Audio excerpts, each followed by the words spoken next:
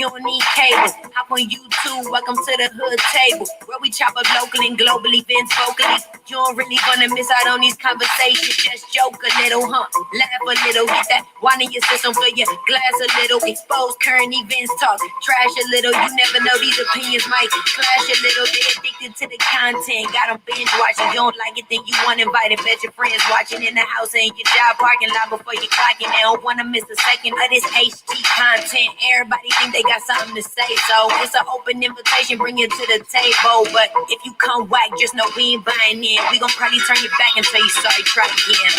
Yeah, welcome to the hood table. You don't need Netflix, you don't need cable. Yeah, welcome to the hood table. You don't need Netflix, you don't need cable.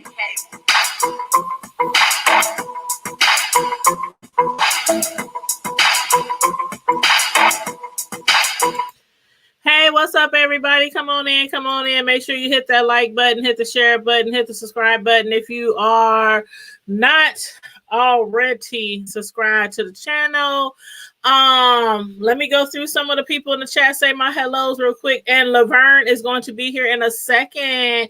Y'all know she gonna be here. She'll be here in a second. I just got off the phone with her. So she's gonna be clicking on the link any minute now. But what's up, baby eyes? How you doing? What's up, G? You said where Lavern is. She'll be here any second. Baby eyes said, is that Lady Snoop? No, that actually is my niece. My niece, Thailand Music. Y'all need to look her up. She is on Facebook, Instagram. Let's see, is she on Twitter? She might be on Twitter. But I know for sure she's on Facebook, she's on Instagram, and she's on YouTube. Tylynn, Thailand Music. She is a rapper from Omaha, Nebraska. And she's becoming very, very well known. She just had a song like, I don't know how many of you follow the Tyler Perry Sisters TV show, but she had one of her songs feature in the Tyler Perry TV show. She just had one of her songs feature in another TV show. So she's becoming really, really popular, her music and everything. But yeah, she's a rapper, singer, dancer, track star. When I say track star, I do mean track, like running, okay? But yeah, but thank you. Yes, if you want to look her up, every video I always give her a shout out on every video. In the description box, I put her name and her link so that people can follow her, because hey, it is what she do. She's a rapper and she's really, really good. But yes, and Tanya, you said Tanya, you need to drop your niece. Oh yeah, I always do. It's actually in the description box of the video, but let me go over to YouTube and let me hold on, wait a minute. Let me see. Hold on. Yep, in every description of my video, I put the Hood Table Music intro lyrics by my niece Tylynn. Let's see, YouTube. Yeah, she has a lot of videos on YouTube and a lot of videos on her Facebook. Matter of fact, I think she renamed her YouTube channel. Oh yeah, that's right. She renamed her YouTube channel. It's now just Tylynn. So let me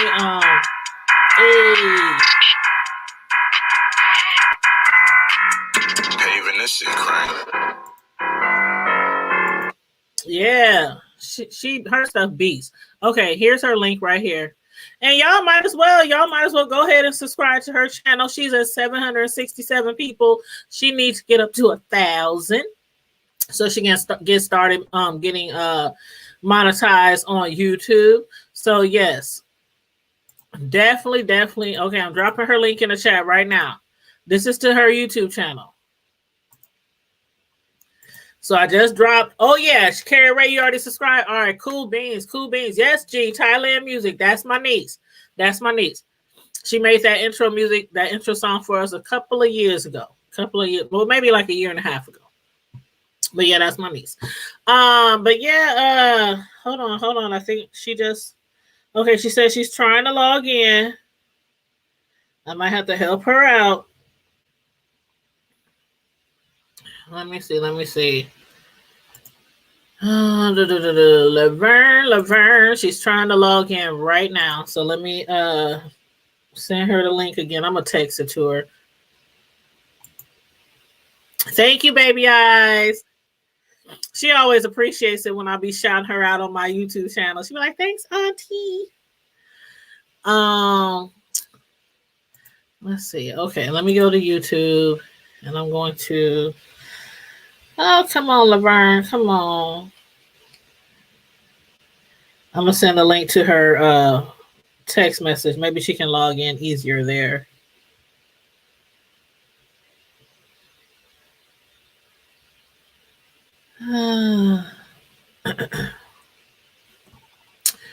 Come on, boo. Come on, boo.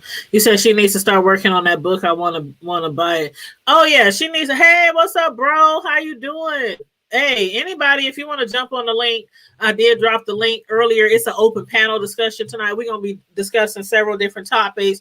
We're gonna be discussing, of course, the shooting down in Memphis today, the murder, the shooting of young Dolph, and then we're going to also be discussing Julius Jones too, because he is actually set to be he's on death row, and I think is it tomorrow or the next day. That's when he's supposed to have his last breath, unless a miracle pulls through and the mayor Kit is like, hey, unless he calls it off, calls a stay on it. I don't know. But let me call her because I don't know what's going on. Hold on. Let me see. Let me call my girl Lavern, see what's going on because she's trying to log on. Oh, you got it now? Okay. Well, come on through. Click the link. Okay, babe. But yeah, I dropped the link up here. Where is it? I dropped. Okay, here's the link right here, you guys. If anybody wants to jump on the screen, especially my fam from down south, I have a lot of family member down south in Memphis. Probably 50-60% of my family lives in Memphis. And I know I've been seeing a lot of their posts on Facebook, a lot of them saying rest in peace. A lot of people is really tore up, no matter how some people feel, when it comes to these rappers and some of the things that they do, some of the things that might get them public attention, get them trending on social media, whether good or bad, they still have a lot of fans. So a lot of people are really tore up about, young Dolph. So I'm going to just say rest in peace to the family. Of course, I don't know him personally. I know about his music. I know a little bit about his background. But yeah, that's horrible what happened to him today. You said you went live right after I finished rolling up. Well, I don't roll. I sip. So if you got something to sip on, sit with me. Okay, now where's Lavern? She says she has the thing. So, but yeah, so if anybody wants to jump on the link and discuss anything that we're going to discuss tonight, it's open panel. So feel free to give your comment. If you know anything, if you're from Oklahoma and you know something about this Julius Jones case, this situation. If you're from Memphis or even not from Memphis and you know something or you want to speak on the rapper, that was killed earlier, Young Dolph, if you want to speak on that, feel free to click on the link in the chat and I'm going to go ahead. And you know what, baby eyes, I just thought about something when you said that does, my niece kind of does sound like Lady Snoop. Huh. Uh-oh, is this our girl Lavern in the back? Can you see me? Hey, girl, I see you. You live. Hey. We live. Hey. What's popping? Can you guys hear me? Yep, I can hear you fine. You guys in the chat, let me know if you can hear Lavern. Hold on. Sip. Sip, honey. They was coming in the room talking about, where's Lavern? Girl, I am here. I couldn't, for some reason, I couldn't log in, but I'm here. So what's going on? What I missed? That's okay, honey. Hey, Marilyn. Hey. Well, actually, I've been talking just a tiny bit. I really haven't got into it because I was waiting on you to come online. But I was actually waiting to see which topic you wanted to discuss first. If you wanted to discuss what's going on down there in Oklahoma first, or if you wanted to discuss, the shooting today of Dolph. Man, like I all go of it is on. just like really crazy. It's like a lot of these rappers are getting murdered. Like, even from Mo 3, and you know what I mean? Like it's just so many rappers, and I'm wondering, are these rappers looking at this and the people around them like, was it really worth it to be famous? Because now a lot of people that surround them are getting murdered and killed, like Dirk. A lot of his friends, every time his brother, a lot of the people that has been associated to him has been murdered. So was it really worth it? Was the fame really worth it? You know what I mean? Mm-hmm. So I'm wondering, is that thoughts that are going through some of these people's minds? It's really a sad situation, and sometimes I think that social media plays a part in the way these rappers are perceived, and also uh, you sometimes you cannot be who people think you are, and that could get you killed because you're Right. portraying to be someone that you're not, such as Takashi, that white boy. Yeah. Mm-hmm. I don't feel like he's even about that life, but he tried to portray that so much, and Mm-hmm. he tried to put that image out there so badly, and he wanted social media to feel like he was like that when in fact he's really not.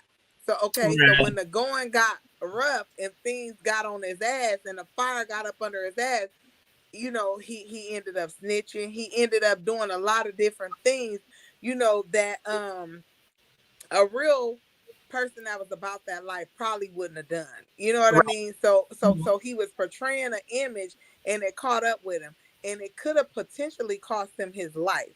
Although I'm happy that it didn't and he's still alive, but that's part of the life. That's part of you portraying to be something that you're not. So, it's just really crazy. This whole social media thing, just like people portray me a certain way, but not knowing that I don't let them see every side. Everybody don't deserve to see every side of you. You know what I mean? I'm very sensitive. My friends and the people that really know me see that side of me. But other people, I feel like I put a guard up sometimes so that I'm guarding myself, I'm guarding my feelings, because I know that people see me a certain way, and I know that people feel like, oh, she did, she that, she did, but they don't know me. They're just looking at what they see of me on social media. So everything that you see on social media is not always what it is. Okay, so y'all have to Very true. understand that people show you what they want to show you. Ain't nobody upload no pictures of them with their hair on top of their head and looking crazy. No, they're uploading pictures of them looking nice. They're uploading pictures of them. That they ain't uploading pictures of them all fucked up, and you know what I mean, bills is due, and they are struggling. They're not gonna Mm-hmm. show you that. They're gonna show you the good sides of them. Okay, so y'all gotta stop letting social media fool y'all. Y'all gotta stop letting people, oh, you see these happy couples, oh, couple goals, and y'all saying these people y'all couple goals, then y'all find out the motherfuckers been sucking nut out of a bitch's ass and fucking everybody and doing this, that. I'm just saying, you have to fucking, I gotta take a sip on that one too. Hold on. But for real, quit looking at people on social media thinking that people are who they, portray to be. Because as far as I'm concerned, social media is fake to me. Okay. Yeah. Everything that you see is not always real. Yeah, that's true. A lot of people are perpetrating fraud on social media. Yes. But this rapper that was shot down today in front of a bakery, a cookie bakery. Now, I had mentioned earlier that matter of fact, I had hit up one of my relatives who's from Memphis. I think he stays in Cali now, but I think he was born and raised in Memphis along with a lot of my other family. So he might be joining us as well. but I do want to show a few video clips of this rapper before we continue on. And again, that was Young Dolph, who a lot of people are very, very familiar with. And I'm not gonna say I know all his accolades, but I definitely remember him from Cut It. That song that was just like a hit. Yeah. That was just one of those songs that was always in my head all the doggone time. But I'm gonna just play this. I'm gonna tell you. Oh, go ahead. I loved him. He did this song called he was talking about Gotti, which Gotti is from Memphis too. Mm-hmm. So he was beefing with Gotti, who was a famous rapper from Memphis too. So that people are trying to say that this is connected and that Gotti had this done to him. Mm-hmm. Either way, he had this song and it's called Play With Your Bitch. It's a good song. I love the song. I play the song all the time. Matter of fact, I was playing it today. I really love that song. It's unfortunate. He was a father. He was he had helped a lot of people up out of Memphis. Man, yeah, that's what I heard that he had, and that's exactly why I wanted somebody from Memphis to jump on with me tonight. So hopefully I can go ahead and do that and have somebody jump on. But I did hear, I heard somebody on YouTube was talking about him earlier, and they was like, yeah, what is he going to be remembered by? And and I was like, well, again, we as fans, we as the public, the social media, we don't never know these people personally. Mm-hmm. You don't never know where their heart really is. And a lot of times, like you said, a lot of people on social media be perpetrating a fraud. So they can be rapping about this, that, and the third. But then after they get off that mic, after they get off that stage, they can be the most normal person, the most laid back, person, shy, or, not nobody. I dated a rapper, right? And the rapper, the person he portrayed on stage was not who he was behind closed doors. I'm talking about a family man, taking care of and raising his kids, all that. My thing is this, just like Beyonce talking about all of this and that and woo, but she got a husband that she go home to, okay? A lot of stuff that she rapping about is not the shit that she doing, and if she is, she doing it with her goddamn husband, okay? Yeah, from day one, I knew Beyonce was just all about the fame, and Beyonce ain't about that life. She ain't never been. No, hell no. Exactly. But that's what I'm saying. That's the goals again to say how people always look at social media, look at people's lifestyle on social media and what they portray. And this woman is a whole goddamn wife, and you single. Okay, so come on now. Quit always looking at people's lives and thinking that certain things is what it is, because it's not. Okay, I'm just saying. Mm-hmm. Well, I'm going to go ahead and play a couple of videos here. Yep, I feel you. Let me play this video here, and we're going to play a couple of clips that some people probably already seen, some people probably haven't. But please let me know if you cannot hear it. If you can't hear it, let me know.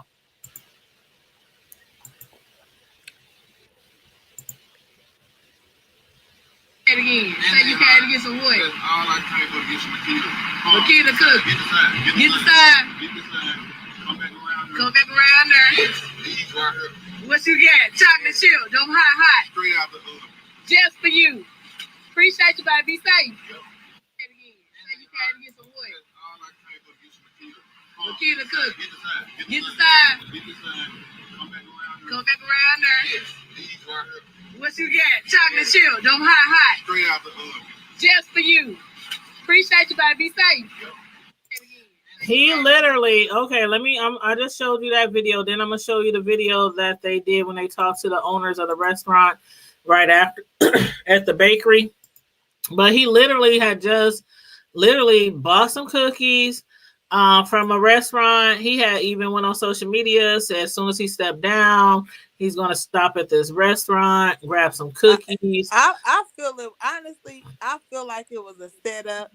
I feel like somebody knew, and this is another, and let me say this is why when I come into town now, I don't let everybody know, because if those of you that know me know, I got shot at one time when I was there, okay? So now it's like, instead of me always going to post, I'm in Omaha, it's times that I'm in Omaha and people don't even know I'm there, because when you reach a certain level, okay, can you see me? Yeah. It look like I'm fucking out of the thing or something. But anyway, it's like, Yep, that's bigger. When you reach a certain level in life, you got people that love you, got people that hate you. You never know who's what. You don't ever know who's who. Okay. And because I have accumulated a lot of enemies in Nebraska, I don't know who's who. Okay. I know who I trust, but at the same time, I don't know who talking to who to say, oh, she in town, she this, she that, she here, she there. You know what I mean? Mm-hmm. Everybody know I love Joe Test. Everybody know I love Godfathers. Everybody know I love Time Out. Mm-hmm. How I know them people ain't scoping those type of places out when I come there to see if they see me. You never know. And it be your people in your own goddamn city and town that has that want the worst for you and that prays for your downfall. Mm-hmm. So me now, when I come into town, when I do what I do, I post my stuff after I leave a lot of the times, you know what I mean? So that people don't know that I'm there, because you never know. Had he done that, he would be alive still to this day, because he had not put where he was at and what he was doing. You have to be mindful of that, especially when you have people that does not really care for you and that does not really have your best interest at heart. And a lot of people in Memphis, he was involved in, he used to be a gang member, whatever the case may be. He had rivals, he had haters. So you never know who it was that could have possibly done this. So yeah, it's unfortunate, and I feel real bad. And this is why we have to move differently when you're in a certain position.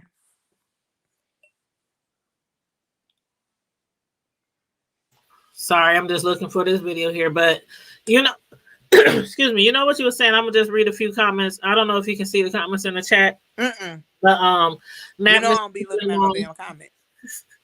Miss Naturally Nola said, "Hey, Tanya in chat," and Carrie, she said, people use social media and people track the root movements because they post everything or hit the live button." And that's exactly what Lavern was saying. Yep.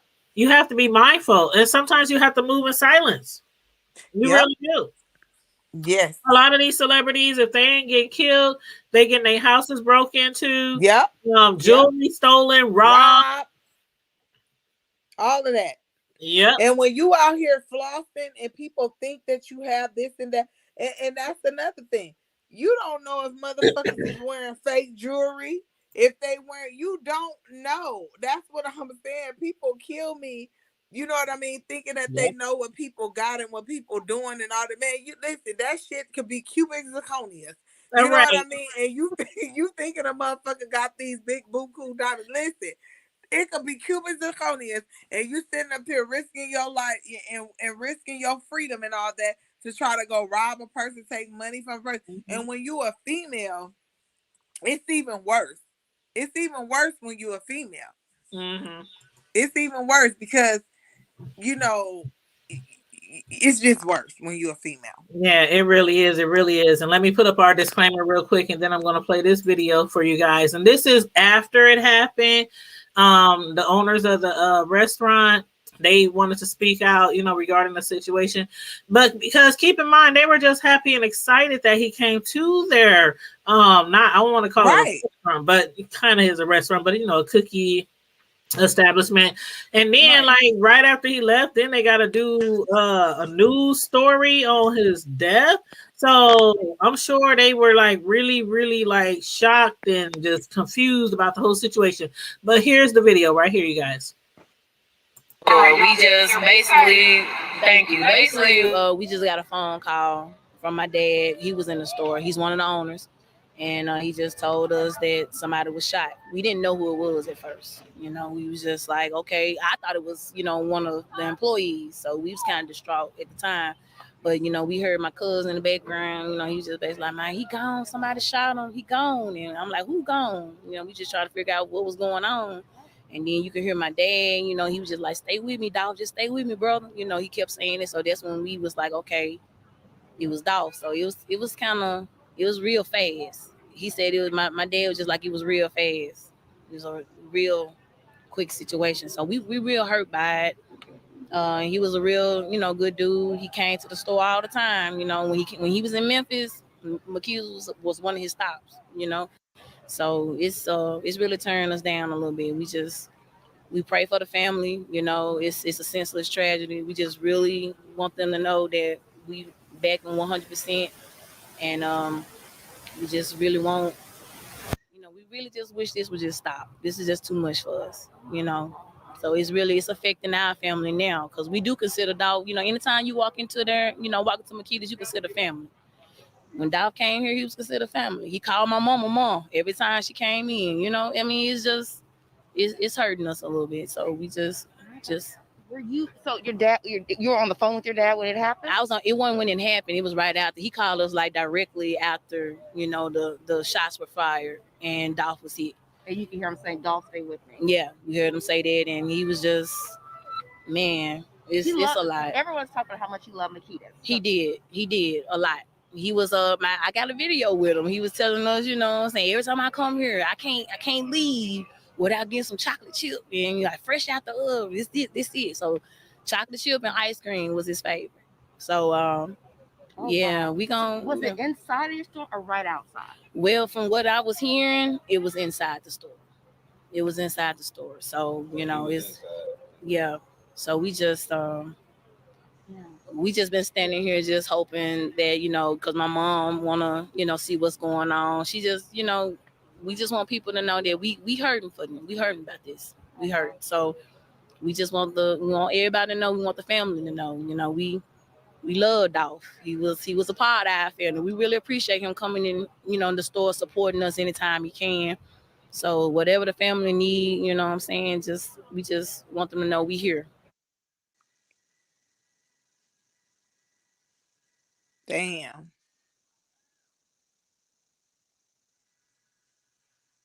I can't hear you.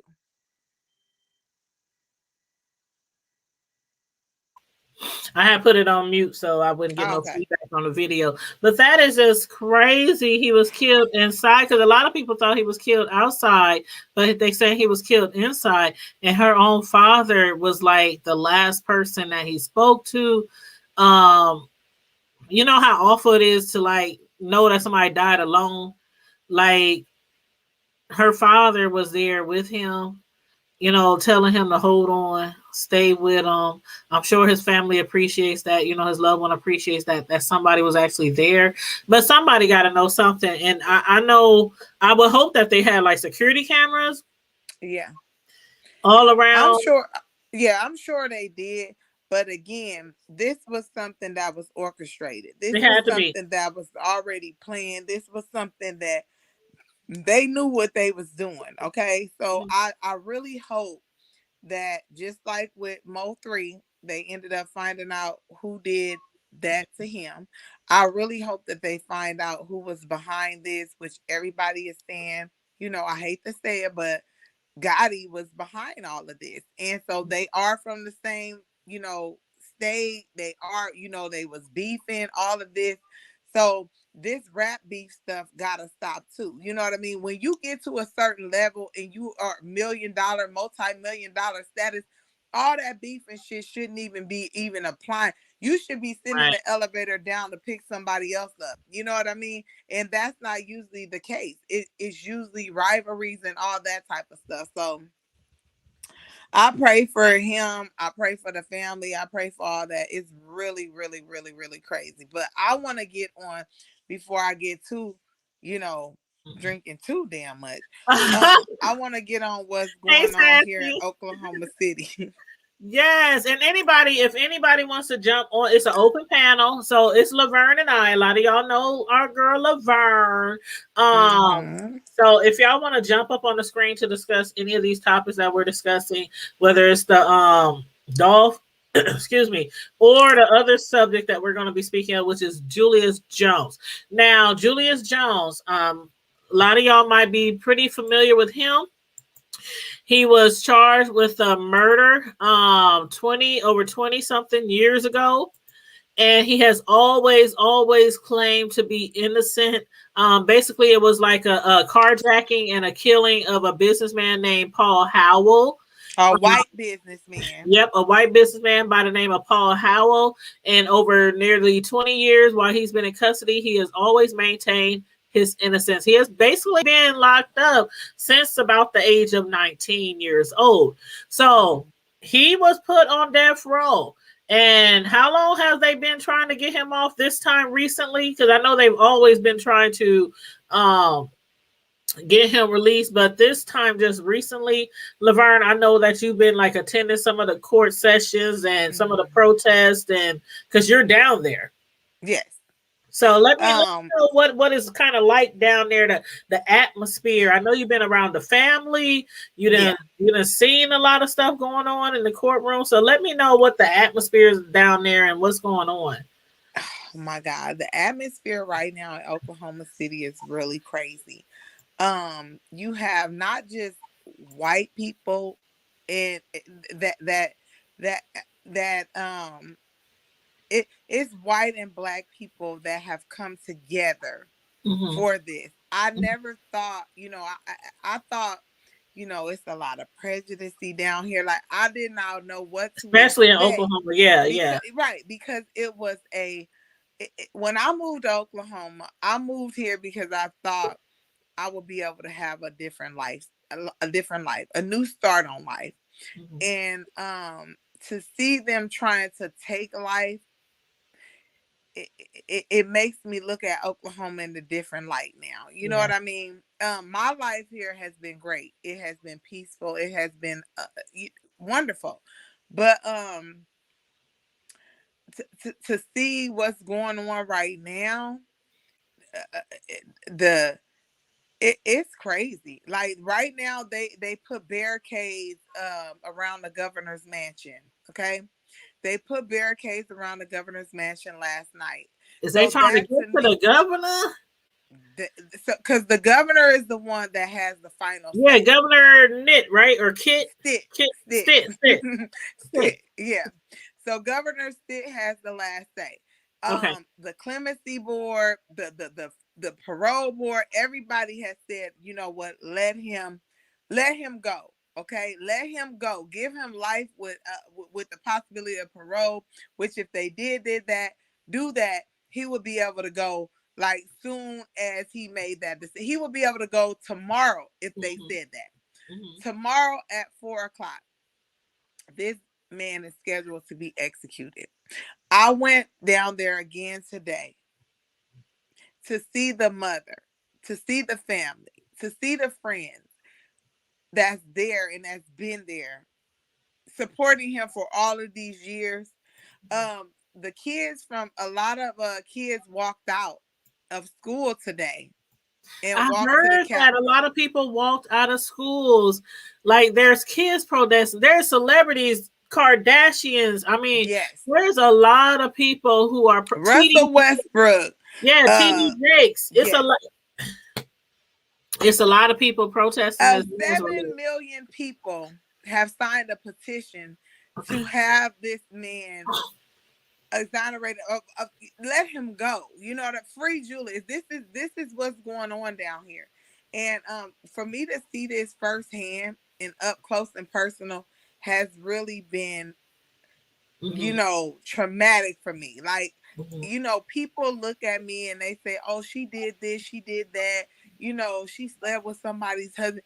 It's deeper than, to me, like I said, my friends know me, who Lavern really is. And I've cried about this. Okay. I'm really dealing with this because I can't believe that this is the world that we're living in now. And so if you can imagine when he got trialed for this back in 1999, whenever it was, if we living in a system right now where corruption is going on in 2021, 21, imagine what was going on back then. It was a lot of corruption. I mean, like all through our history of being here on this doggone land, even before our freedom, after our freedom, has always been a lot of corruption in the police department, in the FBI, when it comes to white people being killed, white ladies being raped, Yes. And then they just want to hurry up, and sometimes, a lot of times, they be pinning it on the wrong person because they just want the community to know that they done got somebody, even if To it's feel not the right safe. person, right? To feel safe. And I'm going to show y'all this clip right here. This is the clip that you was just talking about. You know, with the kids. They walked out. Yep. So I'm going to show y'all this clip right here with the kids walking out.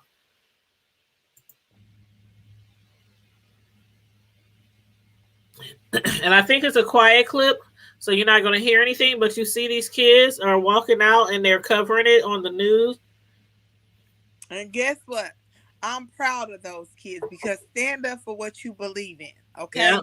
Stand up for what you believe Look in. at all them kids. And, yeah. All them kids. They walked to the state capitol.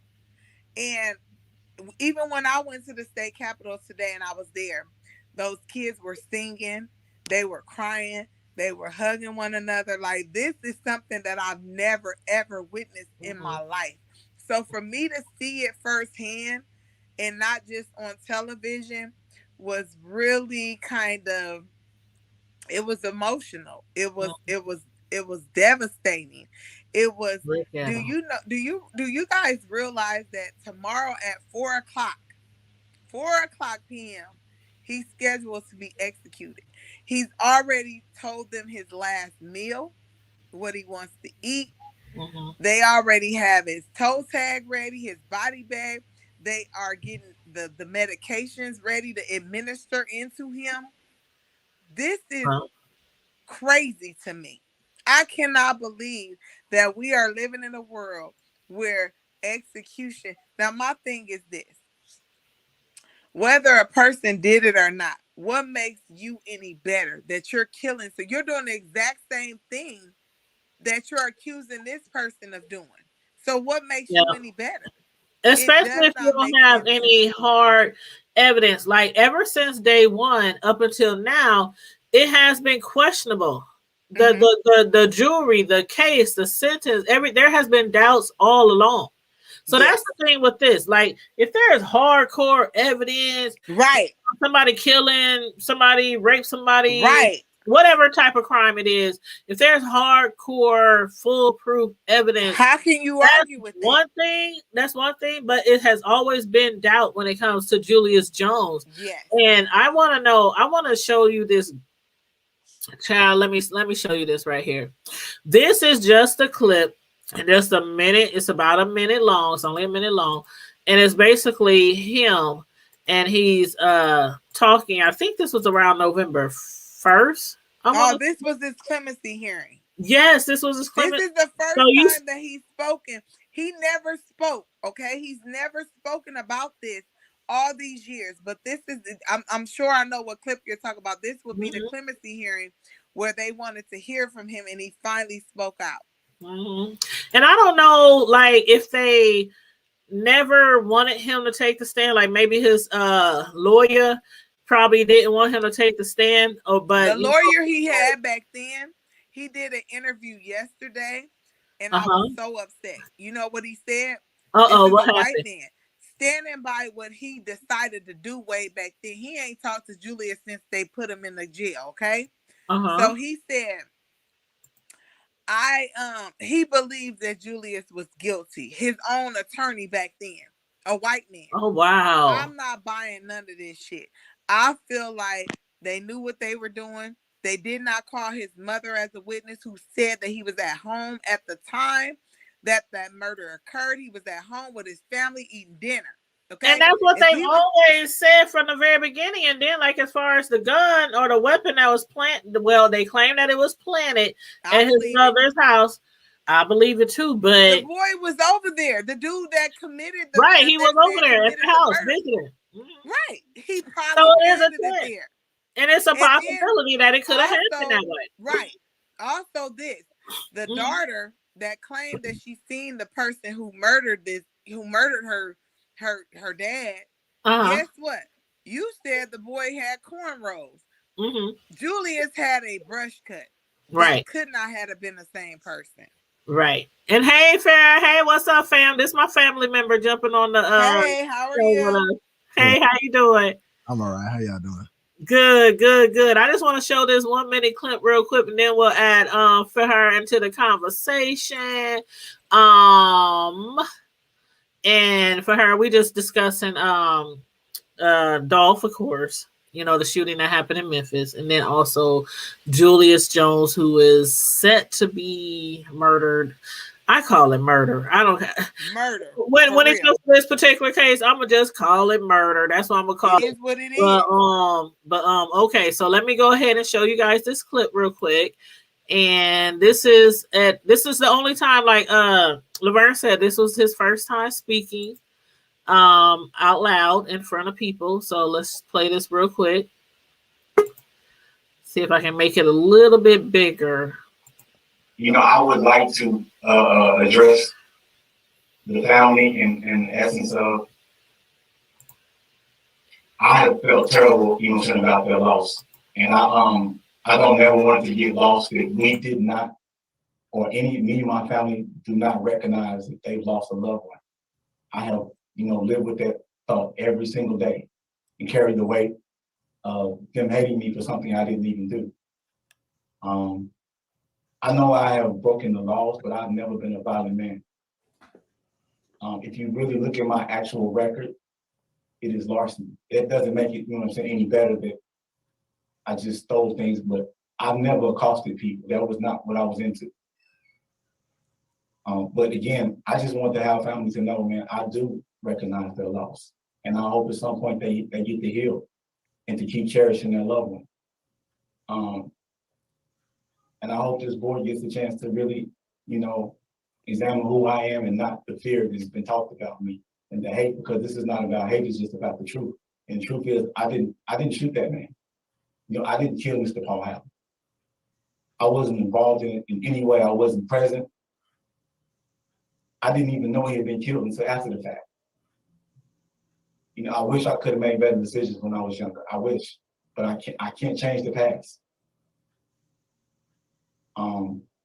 And I mean, that's all I ask you all to consider.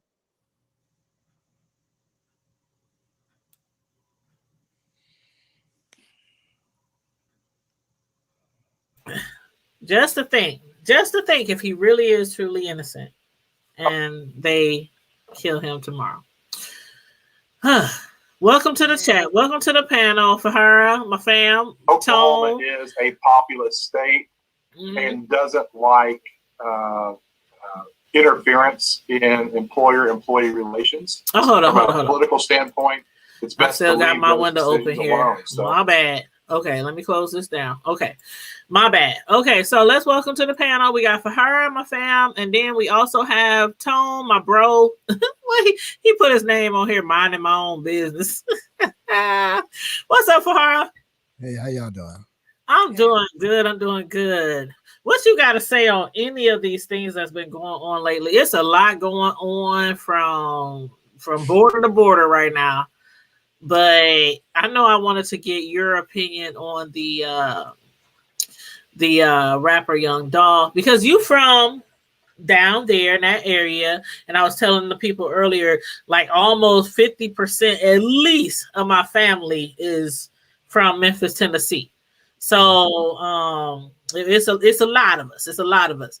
But I know a lot of my family members and a lot of people from Memphis have been posting on Facebook all day. They are really distraught and disturbed about what's going on with Young Dolph. So yeah. Yeah, it's sad. It's really sad that he comes back home and that's where it happens. Mm-hmm. If it would have happened in LA where he stays, and it's like it would have been another story. But the fact that you come home and have to experience that, and as of right now, I moved out of Memphis in 2019, and I've been in San Diego, and everybody that got in touch with me, because I'm a music artist, so it's like a lot of these people I'm connected with. And they was like, man, ain't you glad you gone? You glad you gone? I'm like, I'm glad I'm gone, but for other reasons. Not because of Memphis is a beautiful city. Yeah. And, I hate that the rep that it has, with homicides and things like that. I live that lifestyle. and I was out there on them streets. I was put in situations I didn't have to be in. I put myself in. I got on probation. I was 18, and that's kind of crazy because people that know me now, they be like, man, we can't believe you live that life. I'm like, y'all just don't know, man. Like, God is amazing. But you don't look like what you've been through, bro. yeah. And I'm pushing, and I know it ain't old, but I'm pushing 40, and it's like I lived in and just me having the conversation with my kids about all of this stuff and having to have this conversation with them after my son after the George Floyd I had to show him. You know what I'm saying, and things like that. And I ain't never saw my son get like that. It's not always the police. It's a lot of times it's the people around us and the people that say they want to see us do better. And they really just hate, you know what I'm saying? You said it. Trying to get on their good side. And I just feel like, especially in the city, we've seen so much through the years, man. Like I said, they say it's a curse. And another thing about that, we gotta stop saying that too. I don't know if I don't think y'all have said it, but we say that as a whole when we think about Memphis, Tennessee as the curse. But we keep saying it, we manifesting it into the city. Every time we say it, we manifesting it. We putting it back out there that it's a problem. And the thing is, it's a problem to a point. But if we just stop saying it's a problem and really start doing something about the problem, that's what you do with math. That's math. You get the problem and you create a formula to get the answer to this problem. And I don't know what kind of beef he had, within the city for somebody to do stuff like that. But when you put out that type of music, you put out that type of energy, you never know who you're talking to. And you changing a lot of lives with that type of music. And by me being an artist, like everything that I used to curse, I took everything down years ago. Because it's like I don't mistreat women. You know what I'm saying? I've never said it in music, but I don't mistreat women. I don't have to curse to get my point across. I don't have to do anything like that. But when you live that lifestyle, you put that energy around you, that's what you're gonna get. Whatever energy you're around and what energy you put out there in the universe, that's the type of energy you're gonna get. That's the type of energy you're gonna receive. But also, that does not mean because you're putting that type of music out there that this is the life that you're living. Again, it's called entertainment. So therefore, I know entertaining people that entertain, but they're not living the type of lifestyle that they're, you know what I mean, that they're putting out there and they're portraying. It's all about image. It's all about entertainment. It's all about getting paid. That does not mean that you're living that lifestyle. I know people that swears, okay? I know people that, for instance, Rick Ross. Rick Ross was not the type of man that went out there and was shooting and doing all of this and that. Rick Ross was a correctional officer, okay? So Rick Ross was not living that type of lifestyle that I see people right now, okay? They rap about shit that they see. They ain't live that. They're just seeing it. Or things that they've seen. They're not living that life, but they're talking about it. So just because you talk about it does not mean that that's the lifestyle that you live. Okay? And that could still cause a problem for you too. It can cause a problem. Everybody out there might not know that that's not the lifestyle that you're living. Front per se. Yeah, it's the front. But again, I use Beyonce as an example. Okay, she's doing this and that, but guess what? She's going home to her husband. Okay, so that does not mean that she's doing all of those things and all of those sexual things that she said that she does. She's probably doing that with her husband, but you guys are taking it a whole nother different level. You know what I mean? So the thing is about him, like entertainment is that something I've always been in. Like I came out of gospel music. Like my mama wrote, it was the same label with the gospel for the spiritual QCs, the Canton spirituals. I came out of gospel music, and I've been in the industry for a long time. I was signed to Universal when I was 16 years old. Oh wow. So I seen all of this stuff, all this fakeness. It's a lot of it's Hollywood, but certain people lived it, and he was one of the people that lived it. And not saying that he live it now. No, he did what Juice did. When I talked to Paul, when I talked to Juice, when I talked to all of them stay out here with me because they don't live the lifestyle no more. But they had to get away from it. And once you get away from Memphis, it's almost you automatically hate it because you left, you changed, and it's jealousy, and it's greed. They think, "Oh, you too good to be here anymore. You too good," you know. And he was one of those people, like him and Youngster. They two of those people that feel like that they safe in Memphis. Like he had got his car shipped back there so he could be there with his mom.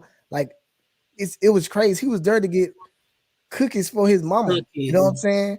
Like, and I hate that had it happen in Makita Cookies because them the nicest people on the face of the earth. You know, when I talked to Nika, I was like, gosh, man, them people hurt alone that even happened at the establishment. And they stuff in Kroger's in Memphis is in different places. We don't know if that's going to affect their contracts that they got. Right. And he was just literally there. He was just there last week.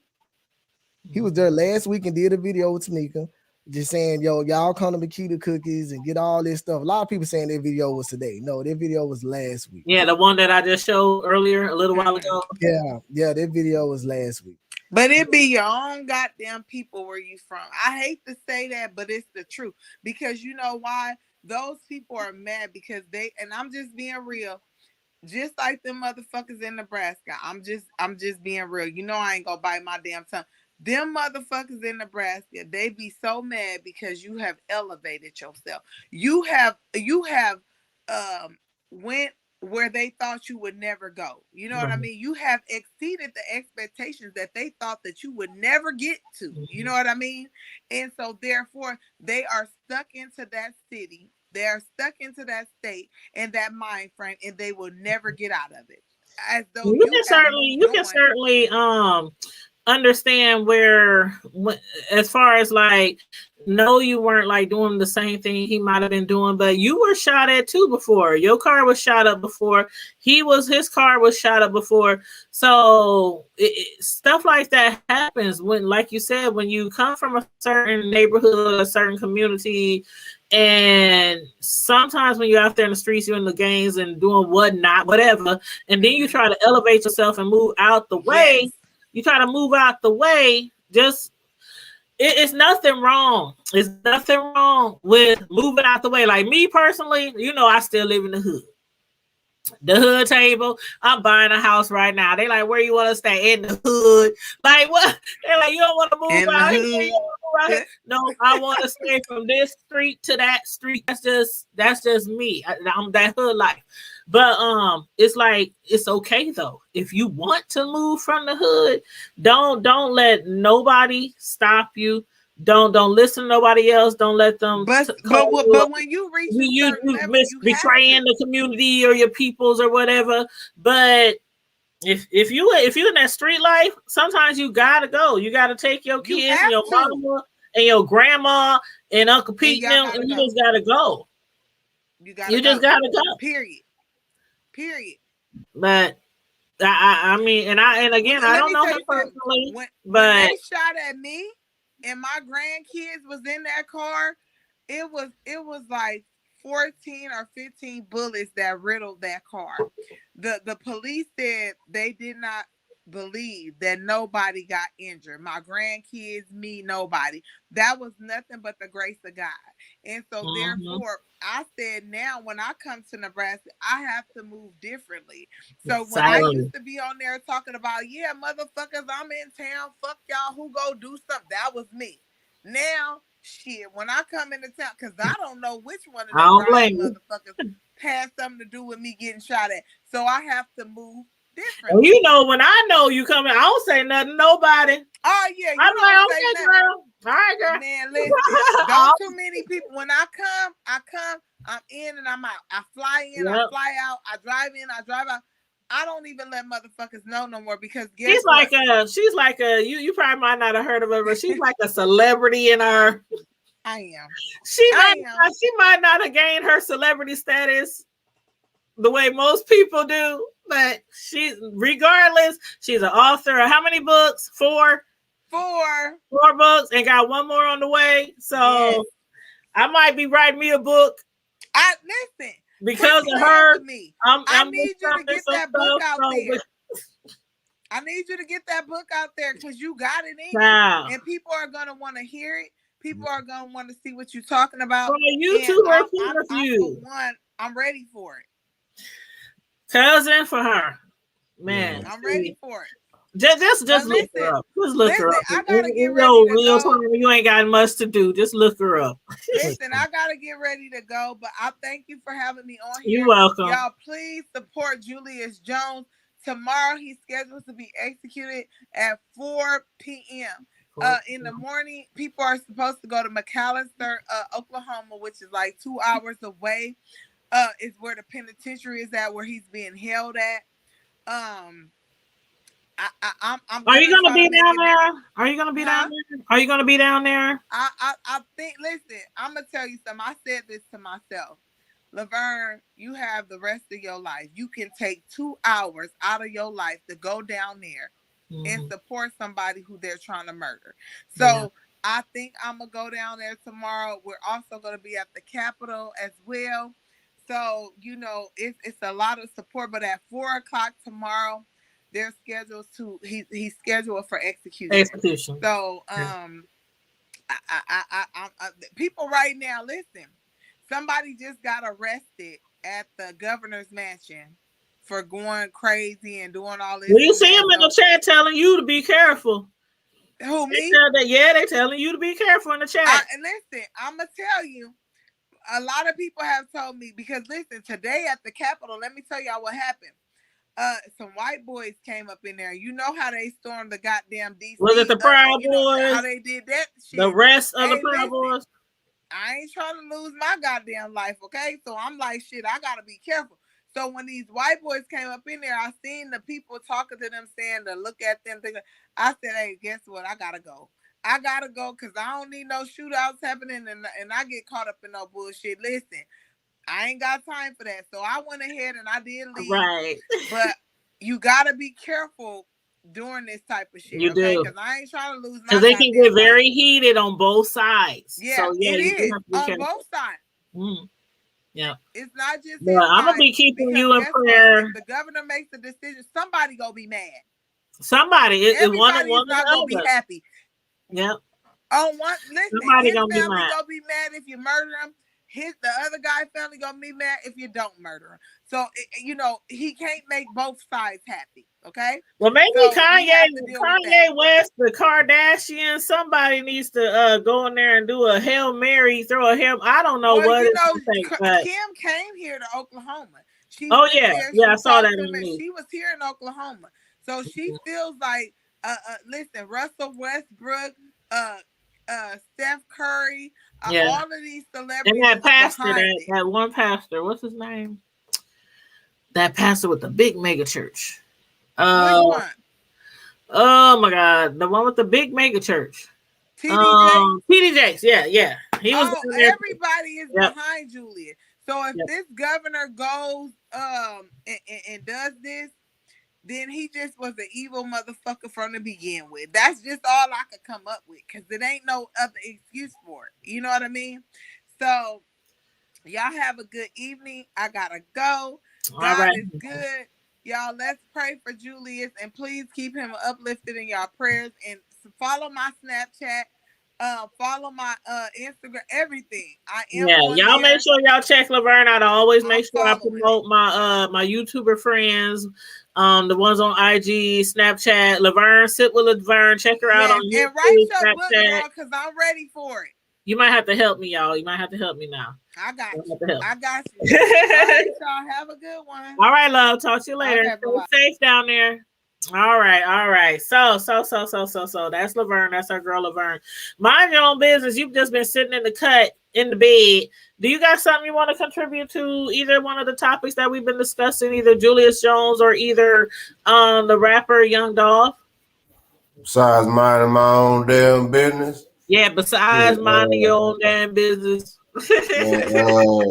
Yeah, so you know what it is. I just had a few things, honestly. What's basically I ain't even gotta reiterate what nobody had to really say. Y'all know, look at this shit. But y'all know what's so sad about it all. I mean, you know, beef is beef.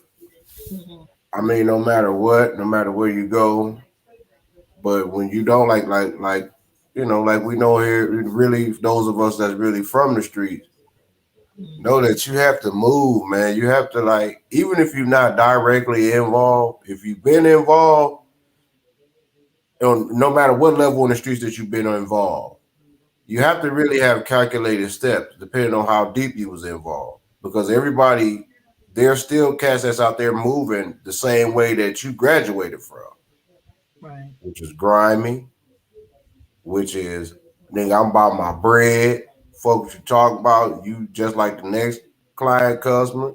You the homie and all, but you know, I got to eat, nigga. You know, you good, you can take trips. I gotta still, you know, that's the mentality. I still gotta ride the bus. I still gotta hit the block and hustle dimes and nickel bags and shit.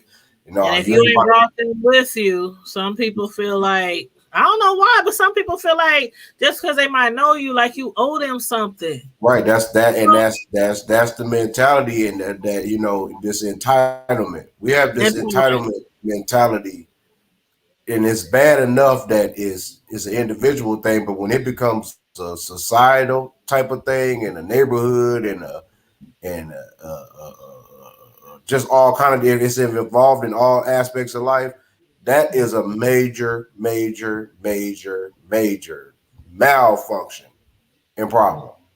Because then that means that if I feel like I'm entitled, just like the person, they feel, hey, they was bold enough to whoever did it, whoever paid the bag to do it, apparently they didn't give a damn. I truly believe it was a setup.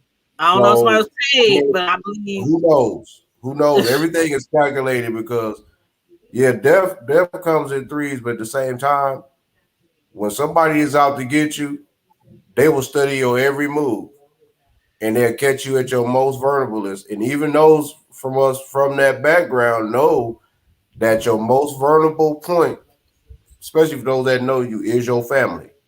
Especially if they know that you are about your family. Yeah. You see what I'm saying? So with him just putting that out there was kind of one of the self-inflicted wounds that there's nothing wrong with letting the world know that you about family. You know what I'm saying? But it's just different levels to this, man. It's sad that the brothers, it's sad that he dead. You know what I'm saying? Just simple and plain. It's sad that he had to go the route of all these other entertainers, as well as people out here from the streets. That's actually, you know, we grew up with a lot of cats that actually got gunned down and died like that, and said they wasn't nowhere near. They might have been popular. They wasn't nowhere. The status was nowhere near that. They was just good famous. Right. That's it. You know what I'm saying? But at the same time, it was like, it's still sad because he'll no longer be able to enjoy and watch his children grow, and it's just a sad, pathetic thing, man. That we really done got to a point to where we really are just don't give a shit. Like, hey man, your life ain't worth shit, mine ain't worth shit. So that's why it's so easy to kill, because of that mentality.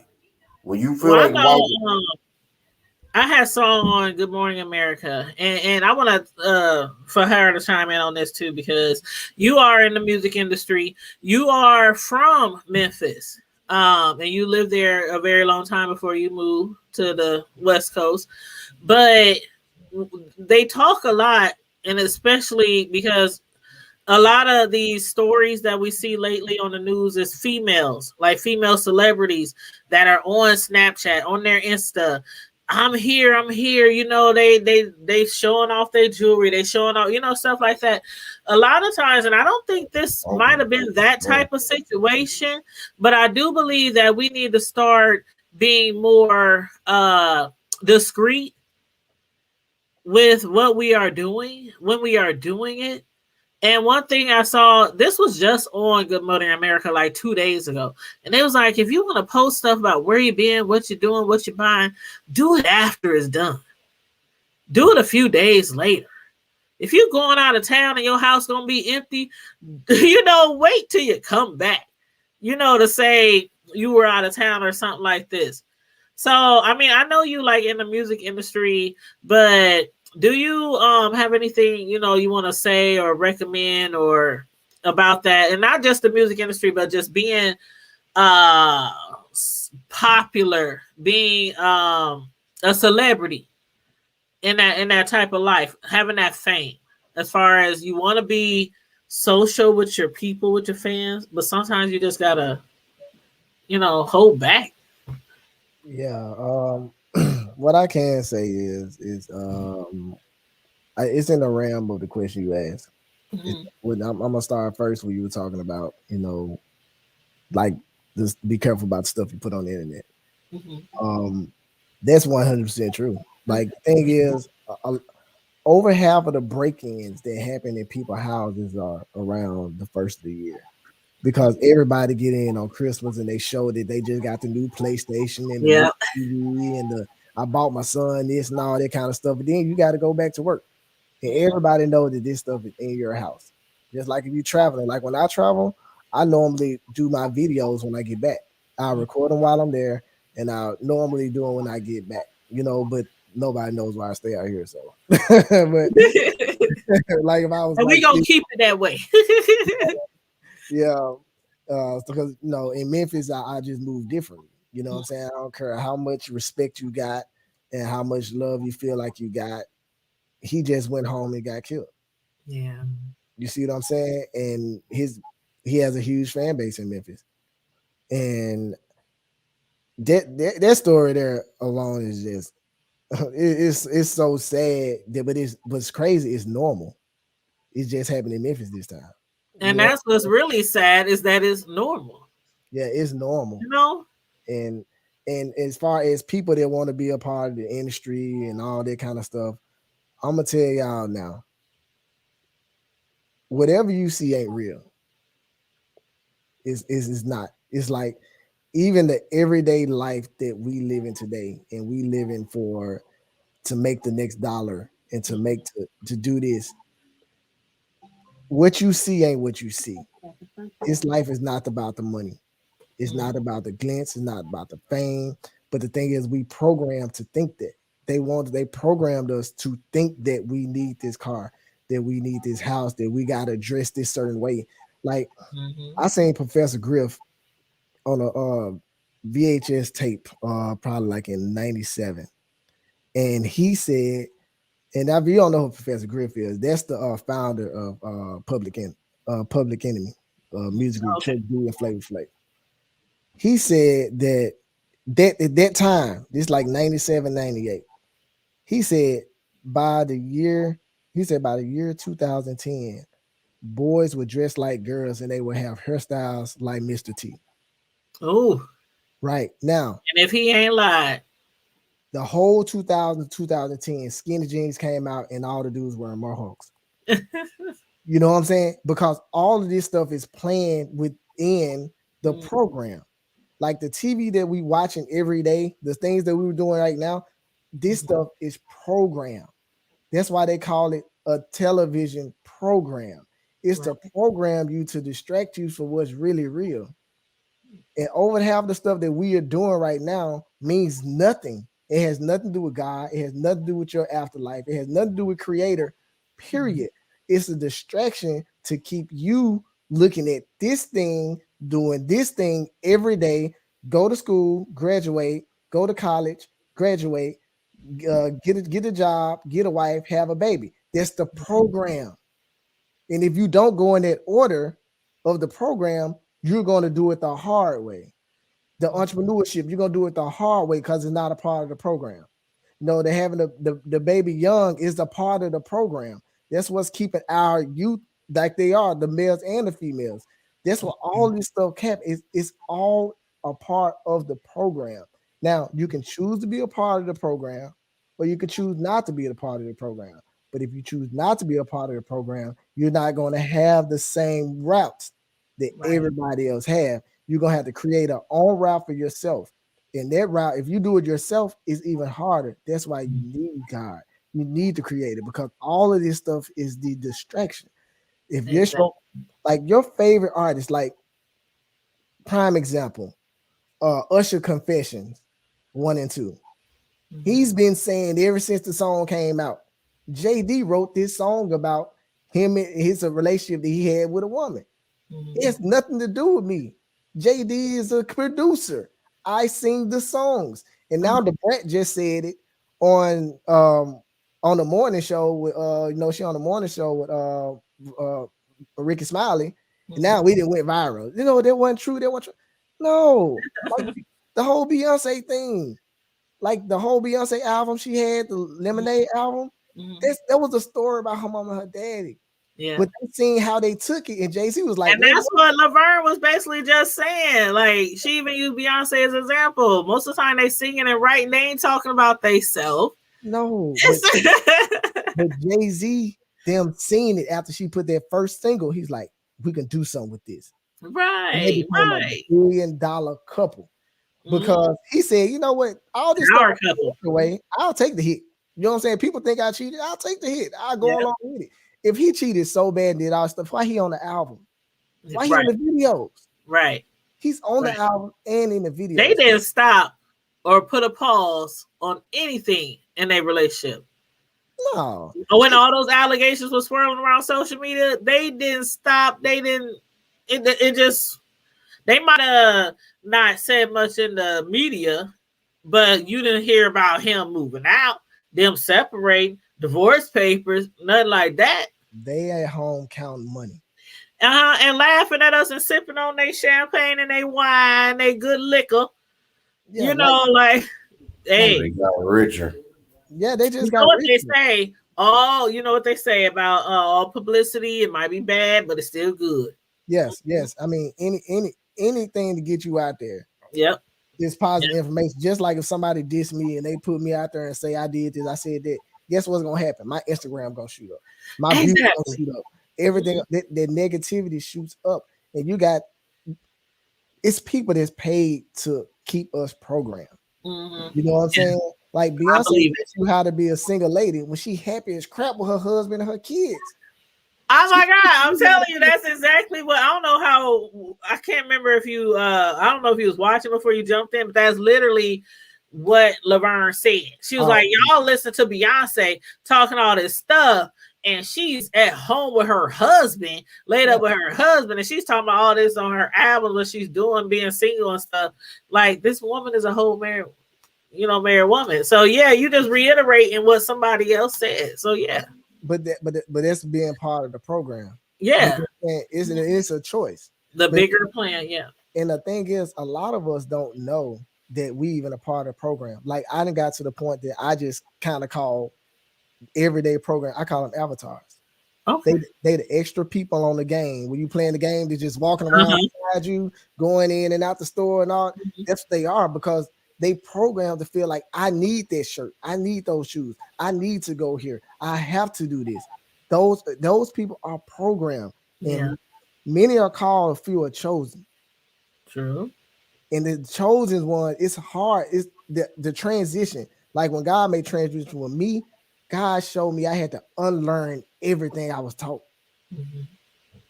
I had to unlearn everything I was taught, and I came up in church. My mama evangelist missionary, my sister's evangelist missionary, my brother, I'm the baby, my brother minister. I'm second in command in my church at 17 years old. Oh, wow. I lived it because I lived the streets so long. I just got tired of God whooping me. Yeah. So it's like I just said, I'm just going to do it this way, and that's what it's going to be. But even with that, God showed me. I call God the source. Because God is the source. I don't even say he no more, because I was taught to say he. God is a being from the source. I don't have to go to the pastor to get to the source no more. I don't have to go to the deacon. I don't have to go to the video. Get your personal relationship with the source.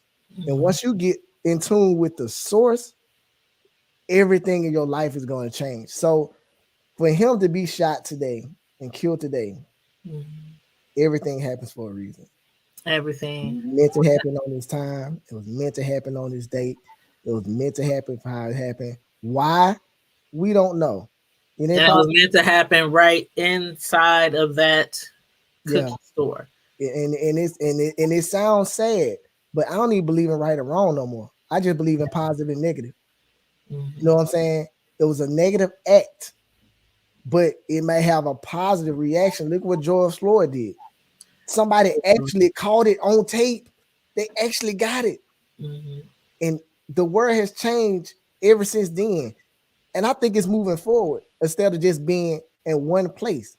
Just like it's that's why I love social media. I know people be hating on social media. Yeah, people do too much on social media, but I'm telling you, I keep 2 camcorders in my pocketbook, my purse, my cell phone. I have a tripod. I keep all that stuff in my car at all times. I'm telling you, because you never know when somebody might need somebody to be recording what's going on. So I believe that. I have 2 camcorders. I have backup. I might be on the phone dialing 911 while I'm recording on my camcorder. But somebody asked in the chat, do you think that the person will be caught, that they will find the killers?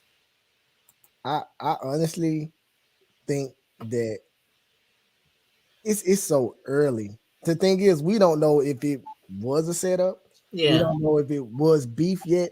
I think that's beef, See, when that stuff comes out, that's when it, like a lot of people said Nipsey was a setup. Yep. But it wasn't a setup. It was just somebody at the store loitering around at the store. And he who had an issue with him from before. Yeah, you can't just stand around here, man. You can't do that. He came around and shot him. But now everybody's saying because he was doing the Dr. City story. Because he was doing he just was it was his time. A lot of people like to come up with these conspiracy theories, and it could be really just something simple. Yeah, and and I'll say this: a lot of it is. I'll say that. He falls a life and death. Yeah, only by his permission or will his dad would die. Nothing else. Yeah. My mom always used to say, you can be late for everything in the world, but one thing you ain't gonna be late for is your death date. That's right. Because we don't know the time or the hour. Only God knows the time or the hour. And we do church services on our show. Sunday, I go live from my church service. Tuesdays, it's my pastor and I. We have a show on Tuesdays called From the Pulpit to the Hood Table every Tuesday at 7:30. So I do believe in God. I do believe in not just fate, but if it's your time, it's your time. And even if it might be a very, very sad occasion or the way that you died may be very tragic, I do believe when it's your time, it's your time. And like you said, cousin for her, it might be something negative that might turn into something very positive for either the community, the family, the loved ones. Everything that happens to us, we have to learn from it. We really do. And we have to learn from it. If he was in that life, which I hear he was really about that life. He wasn't just on the mic rapping about, what he ain't about. But you have to learn from it. You have to learn from it. And it doesn't matter if you're from LA, Chicago. Like Chicago right now, Chicago's in a crisis too. Yeah, it's they in a crisis too. You know what I'm saying? So it's not Memphis. It's Memphis and Chicago. It's a lot of different areas. But sometimes what happens to us, we play a big part in it too. I do believe that we do play a big part in what happened to us.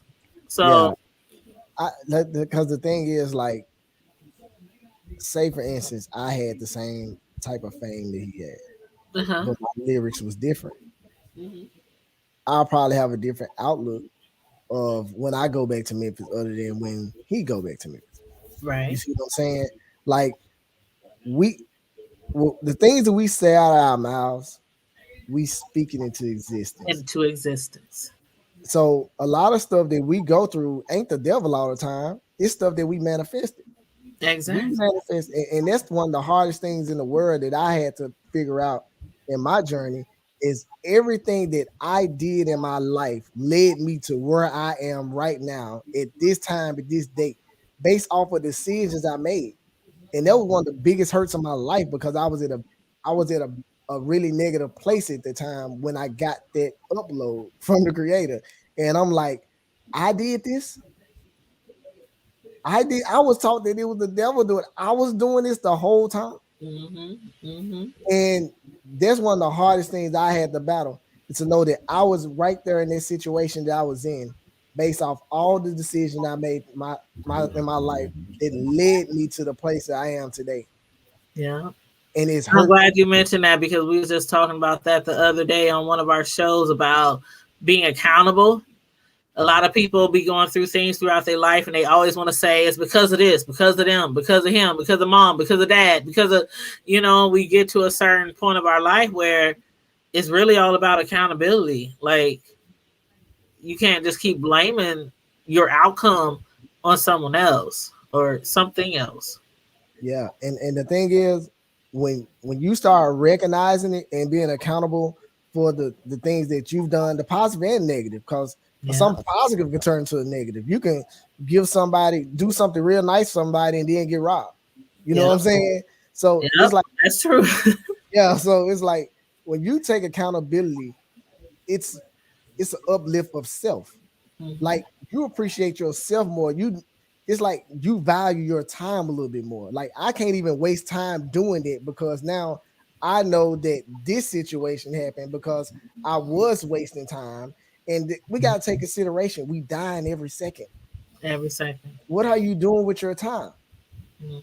Like, I think about that that's why whatever I do, like, I almost plan my whole life on Sundays. I know what I'm going to do from Sunday to Sunday because I'm so sensitive about my time. I mean, because you're not going to get it back. It's gone. Right. This second gone. This second. We getting older every second. And I know. Don't remind me. My birthday next month. Happy early birthday. Thank you. Yeah, but I was talking to my little girl about that, man. She's a freshman at University of Memphis. And I'm talking to her, and she got the thing where she still get mad. You know what I'm saying? She get upset when stuff don't happen her way and stuff. And I'm like, yeah, you're gonna have to grow out of that, because that's not life. And I sat her down and I was like, think about how long you've been mad at somebody, or how long did somebody upset you, and how long you kept it. All that time that you sat there and thought about it, that's wasted time. When you just sit there and just hold your foot, like hands like this, and be mad at something. Man, we got to live life. Like, this whole experience is for us to experience it and have the best experience. God built this whole thing around us. Exactly. Beauty. This stuff is beautiful. This life is supposed to be amazing, but we so programmed that we feel like we gotta have money. We feel like we gotta have those Jordans. We feel like we gotta go here. We feel like we gotta be accepted. And the only thing that matters out of all of this stuff is your relationship with the Creator. That's it. None of this stuff matters. Nothing. I'm choosing to do this stuff. We choosing to do this stuff. Like, you want to go to work. I hate this job. But you get that relationship with the Creator. I'm telling you, you choosing to go to work. Everything that I've manifested within the last 2 years, I'm telling you, is real. It's real. Manifestation is real. I ain't had to get it.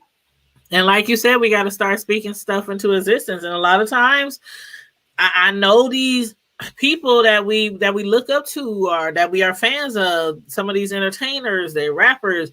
Some of them talk about some really foul stuff. And you literally, regardless if you really live that life or not. And hey, Arnita and Zara, the people who just coming into the chat, they said you speaking. Yeah, that's my fam. He's spitting facts all day, every day. But yeah, the things that we say, whether we really live that life as a rapper or just saying it just because, you know, we want people to believe we live in that life, you still speaking it into existence. You still speaking it into existence. And that's why some rappers who might have always rapped about drugs and gangs and hitting all these different women and all this kind of stuff years and years ago, you see that they have navigated to a different type of lifestyle and lyrics to go along with it.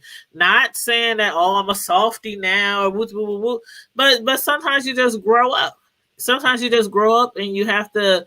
You got children that's listening to you. You got your elderly that's listening to you, your grandparents and things like that.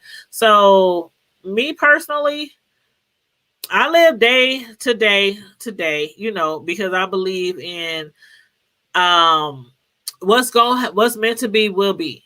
That's my mindset.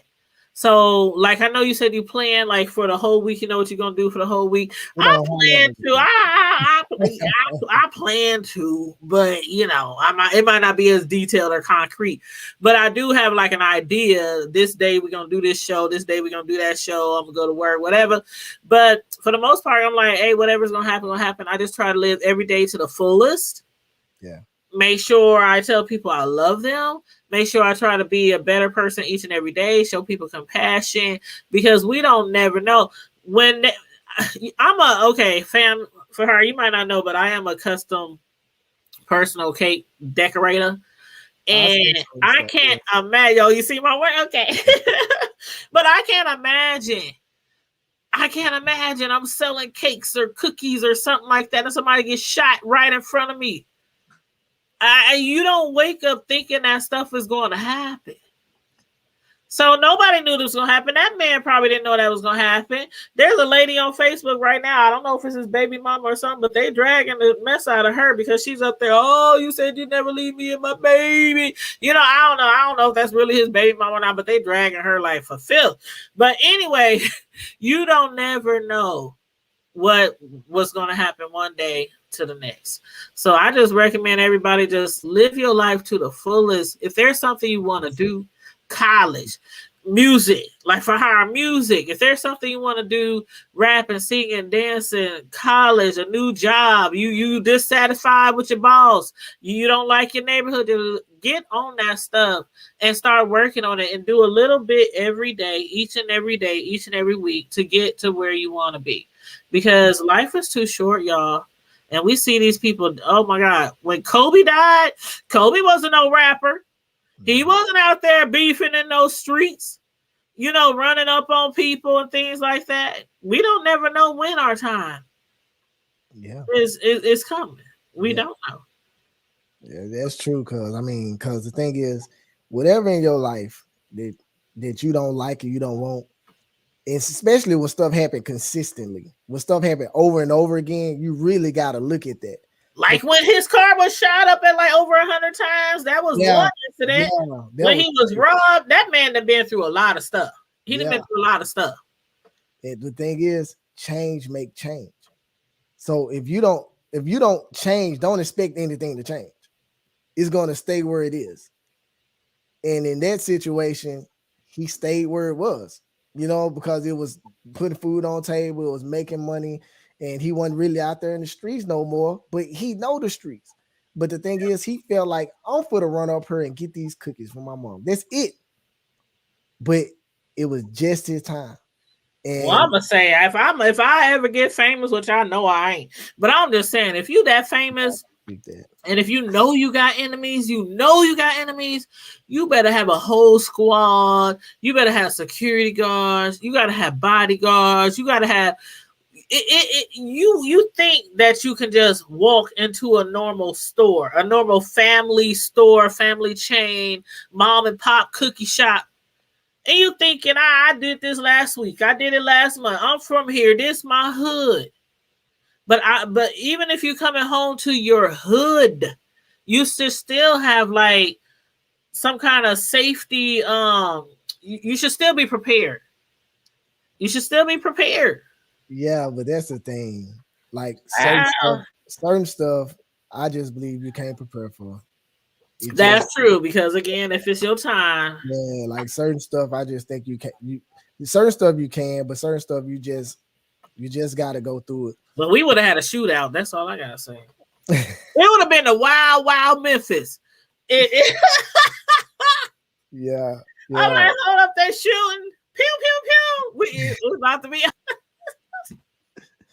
Let me stop. No, you good, man. I just want, I'm telling you, man, all of this stuff that we take, like, that we take and we put so much honor in it.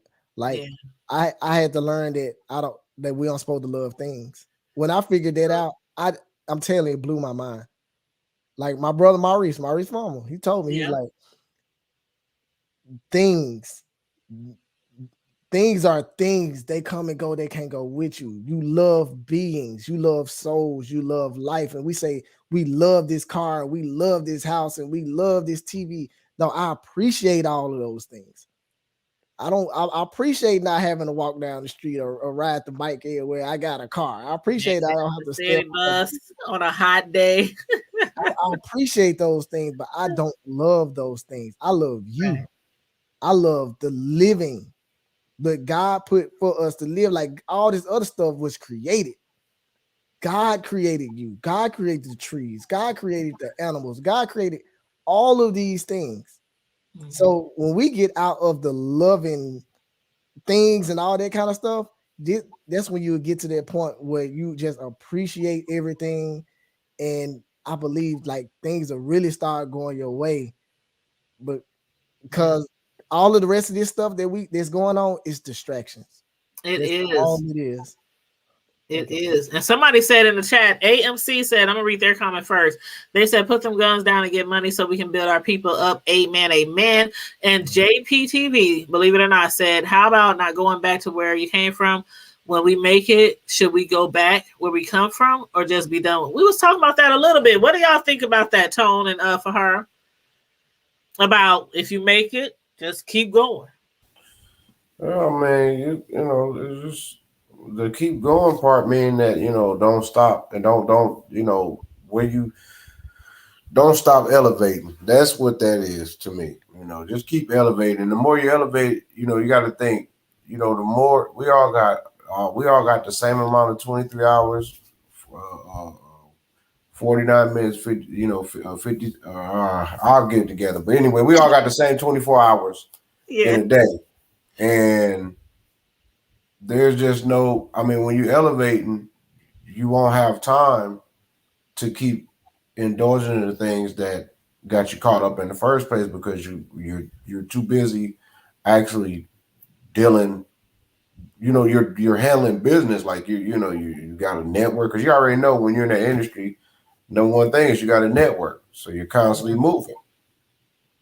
You're constantly doing something. You meeting somebody or recording something or produce something. You're doing something, signing the check, getting the check. You're doing something. You constantly involved with doing something. You know, marketing yourself, setting up event. You just promote. You're your own brand. And you know, at the end of the day, man, it's if you still can find time for the bullshit, then there's something wrong with that scenario. Yeah. Well, I know a lot of people, like I was saying earlier, I'm in the process of trying to find a house to buy. And people might look at me crazy, like, why you want to buy a house in the hood where you grew up? What some people is like, I'm not out there bang, bang, shooting it up with people and things like that. But some people still believe, even if you ain't in the streets out there like that, you know, you should want to buy away from the hood. But for the people who are in the streets like that, who might have been out there shooting, doing drugs, selling drugs, fighting, beefing, whatever. How do you feel about that comment for her about when we make it? Do you believe that people should just keep going, stay away, or come back to where they were, you know? Well, I feel like this. Like a lot of people gonna see it as where we from. Some people gonna see it as growth, and that's what it is. And some people gonna see it as bragging. And that's one thing I had to learn. Like I can't get a Lamborghini and just drive it through Westwood. Right. Somebody think like, oh, he flossing, he's from here. No, They gonna try to get you. I can't do that. And them and people love me. Like, you know what I'm saying? I got people there that love me. But it's like I wouldn't. That's the thing. It's like the word humble. I think people don't really understand what it means. And sometimes you have to be humble. But humble is one of the worst words to be called. Yeah. Humble is a layman term of humble. You can look it up. Layman terms. It means to depreciate yourself for somebody else. Down yourself down. Or dummy yourself. Well, you know. Dumb yourself down. Yeah. Depreciate yourself to please somebody else. Mm-hmm. Now, I was in Memphis. We don't say homeless, we say forgotten souls. I felt that we fed to forgotten souls every holiday. I don't care if it's Christmas or whatever we did. Even throughout the year, we did what we did in the community. So we did that. So I'm not for to go up there with all my jewelry on and rings and all that kind of stuff like I have, knowing that these people have not. I have to humble myself for this situation.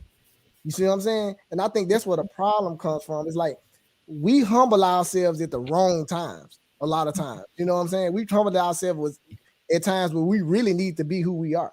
Mm-hmm. And sometimes we don't humble ourselves when we need to as well. And that's one of those situations. Like he's in all his cars camo wrap. Yeah. He's in a 2020 Corvette. Mm-hmm.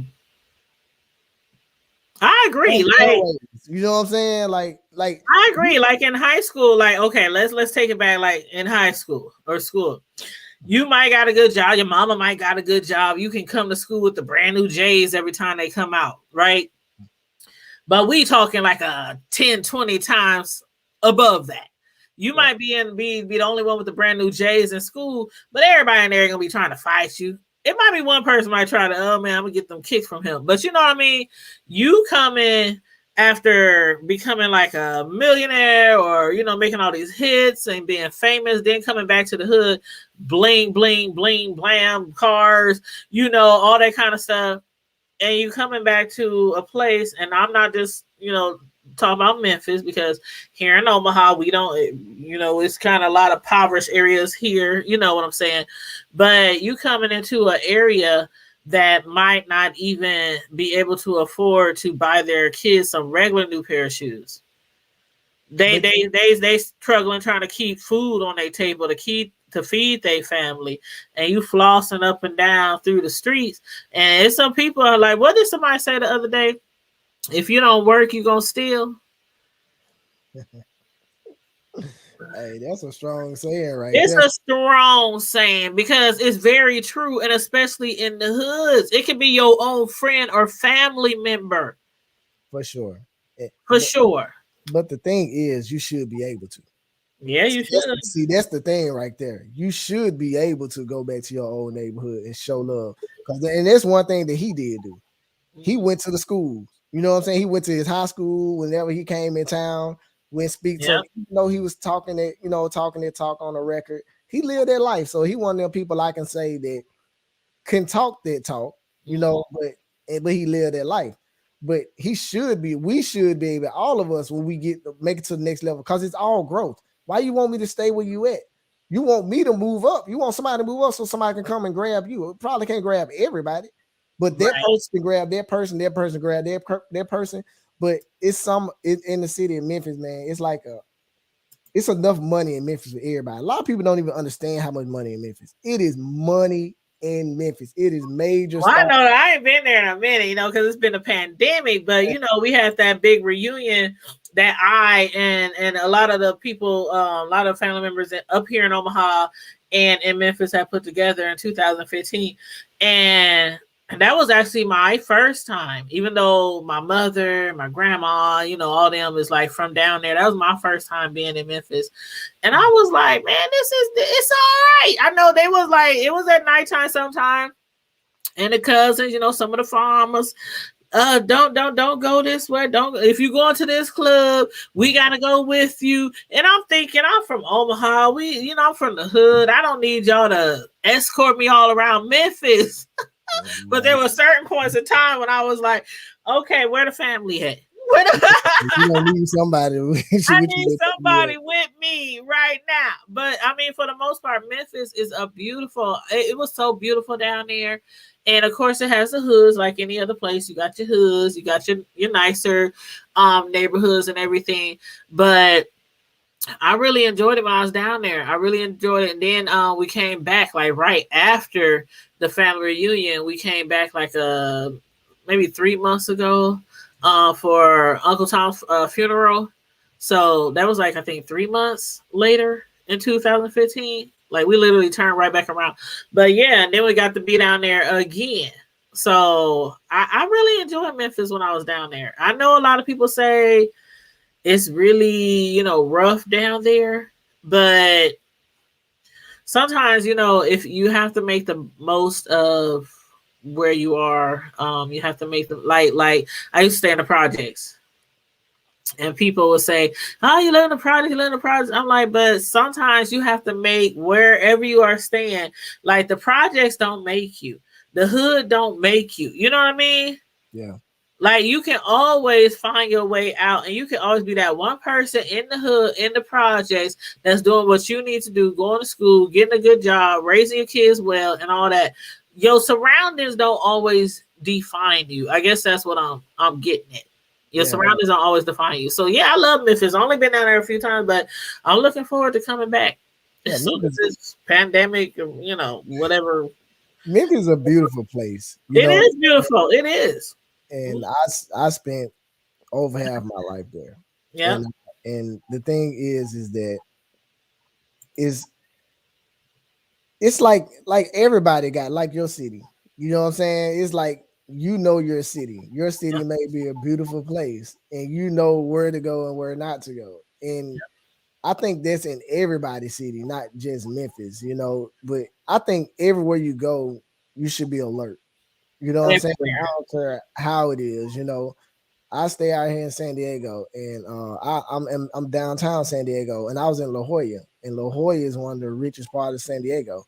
And living here, when I realized that San Diego, before I moved, I realized that this is the number one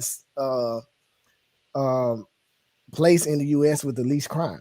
Because I didn't know that. Yeah, I don't see police out. I've been here like 2 years, and I count on both hands how many times I've seen the police officer. Wow, I didn't know. I'm about to keep that in mind. Yeah. So by me saying that, I'm in La Jolla getting gas, right?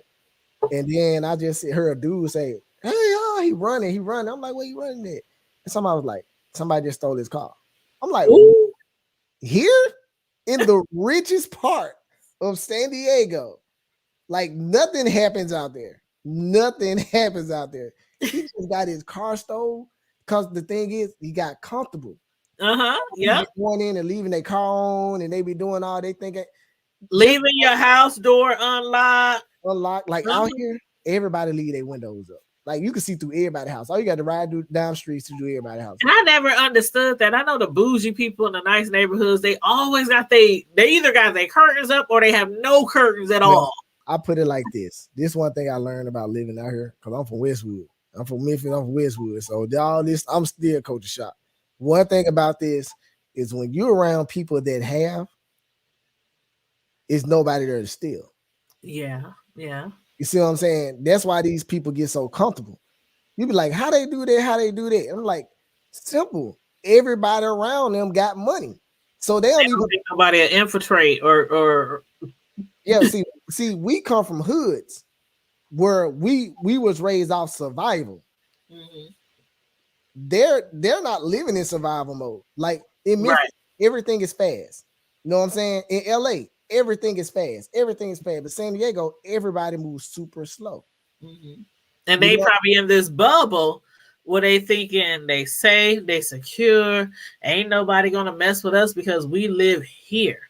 Yes. But you always have to be aware of your surroundings. Even if I was to move into a bougie ass neighborhood today, I'm still gonna, just like I do now, I check my doors 3-4 times in the middle of the night. Yes, all the windows, alarm on. You know what I'm saying?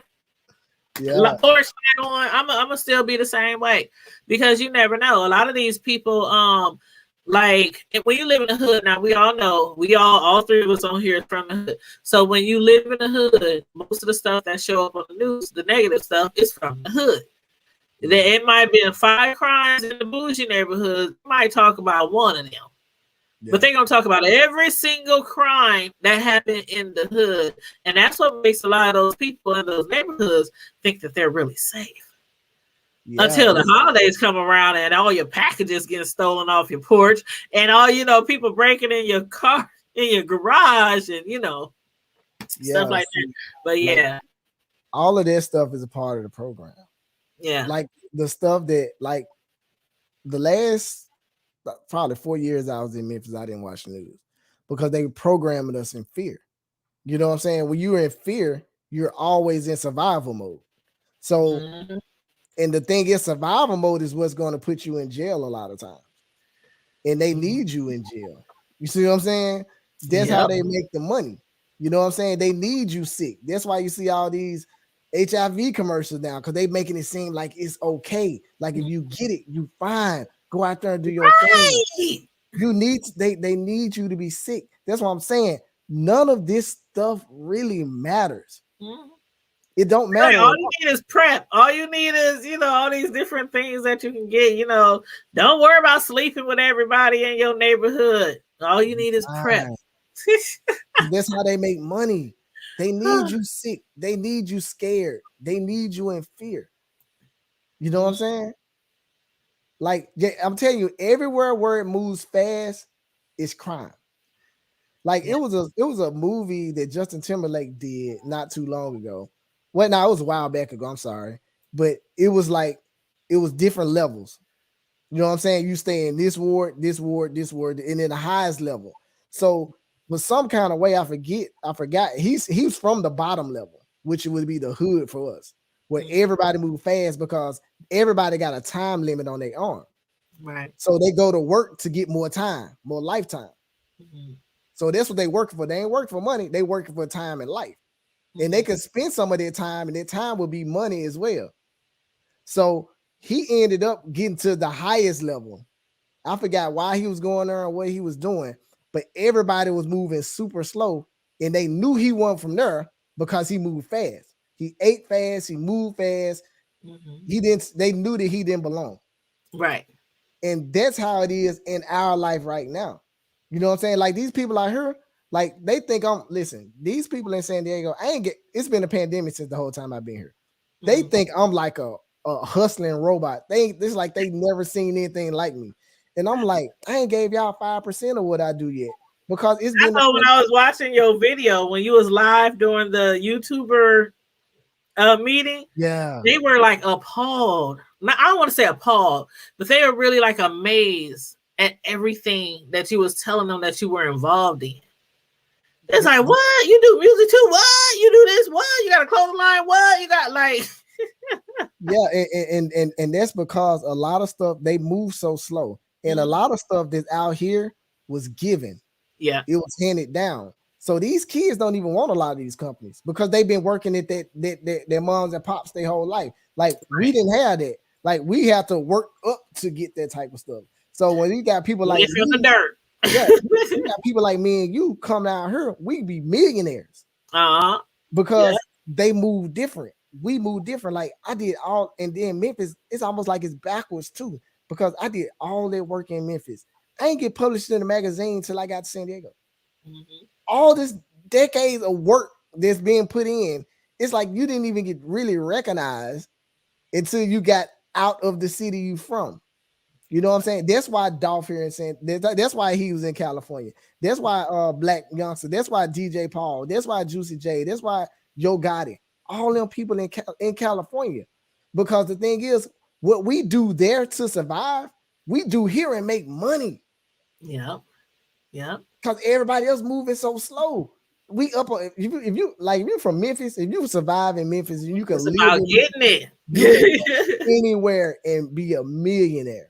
And they wonder why people move. Like, man, he had to move to go out and do that. No, man, Yo Gotti, he was charging at one point. He was charging like I think like $60,000 for a show, right? Everybody else in the world paying him. Memphis didn't want to give him 20. Oh, So what he did, he started throwing these birthday bashes down. He was like, "So y'all ain't gonna give me money. I'm gonna start throwing these birthday bashes, start sending these people down here." He did it at the orphan. Bam. Mm-hmm. I think the man made He gonna get it somehow. Listen, if y'all ain't gonna give it to me, I want to Get come it back how home. you get it. Hey, listen, if y'all don't want to pay me, I'm gonna make y'all pay me. Yep, exactly. I'm gonna bring Rick Ross. I'm gonna bring everything, and I'm gonna rent out a venue. And y'all don't give me, but it shouldn't even have to. And he's getting all the money instead of if they was paying him all the money, they be getting it too. They be getting a little bit too. But now when he throw his own events, everything is coming to him. And somebody said, I'm going to drop it. Oh, trust and believe. I'm going to drop my cousin's information.